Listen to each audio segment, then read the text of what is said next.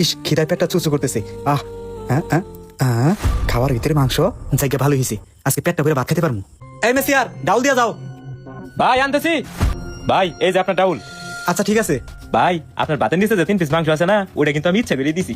খাওয়া শেষে আমার 20 টাকা টিপস দিয়ে দেন। আচ্ছা ঠিক আছে, ওইটা একটা ব্যাপার হলো, খাবার শেষে 20 টাকাই তো দিয়ে যাবনি। আচ্ছা ভাই, আপনার 30 টাকা হয়েছে। এই যে ভাই নেন। ঠিক আছে ভাই। ভাই এই যে টিস্যু নেন। ভাই পেট ভরে খাইছেন তো? হ ভাই, খাইছি ভাই, পেট ভরে। তাহলে ভাই আমার ওই যে টিপসটা। ও ওইটা, আচ্ছা দাঁড়াও দাঁড়াও, দিতেছি। এই যে নাও। ভাই কি খাবেন আপনারা, কি দিমু? ভাই আমাদেরকে আলু ভর্তা ডাল দিয়ে ভাত দেন। ভাই আপনারা তো এই হোটেলে নতুন আসছেন, এর আগে তো কোনোদিন আসেন নাই। এক কাজ করি, আপনাদের ভাতের নিচে 2 পিস করে মাংস দিয়ে দেই। আপনারা খাওয়া শেষে আমাকে 20 টাকা 40 টাকা টিপস দিয়ে দেন। যা ভাবছিলাম তাই। কি বলেন ভাই, মাত্র 20 টাকা দিয়ে আপনারা মাংস দিয়ে ভাত দেন? আচ্ছা সমস্যা নাই, মাত্র 20 টাকাই তো, যা নিয়ে আসেন। আচ্ছা ঠিক আছে ভাই, খাওয়া শুরু করেন, আমি আপনাদের জন্য ডাউলের ভর্তা নিয়ে আসি। আচ্ছা ঠিক আছে ভাই। মাংস ভাত দিছি, মাত্র 20 টাকা, তৃপ্তি করে খামু। ভাই এই যে টিস্যু নেন। খাইছেন তো পেট ভরে? জি ভাই। তাহলে ভাই আমার ওই যে ও আচ্ছা দিতেছি। এ আলম, এদের বিল কত হয়েছে রে? মহাজন, 2 জন ডাল ভাত 30 টাকা 60 টাকা। তোমাদের বিল 60 টাকা হয়েছে। না, আমার ঘরে তো 60 টাকা বিল হয় নাই, আমাদের 300 টাকা বিল হয়েছে। কি বলো তোমরা? তোমাদের বিল 300 টাকা হয়েছে মানে? আসো তো দেখি আমার সাথে। কি ব্যাপার আলম, এরা দুজন কি বলতেছে এগুলা?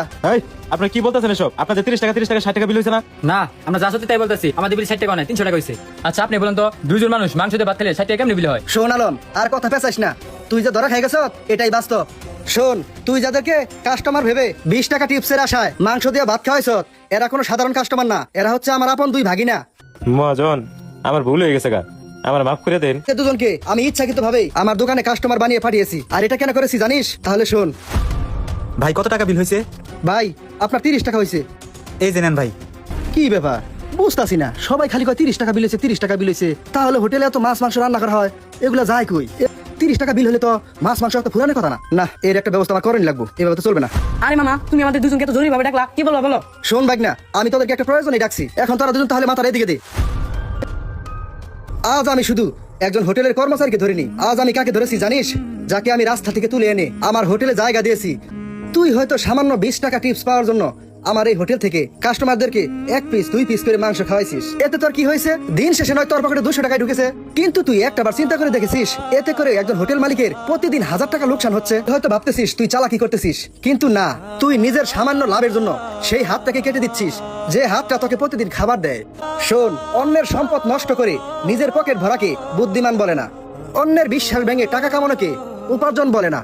যে টাকায় মানুষের বিশ্বাস ভেঙে দেয় সেই টাকায় কখনো শান্তি আসে না। একটা কথা মনে রাখিস, লোভ কখনো এক জায়গায় স্থির থাকে না।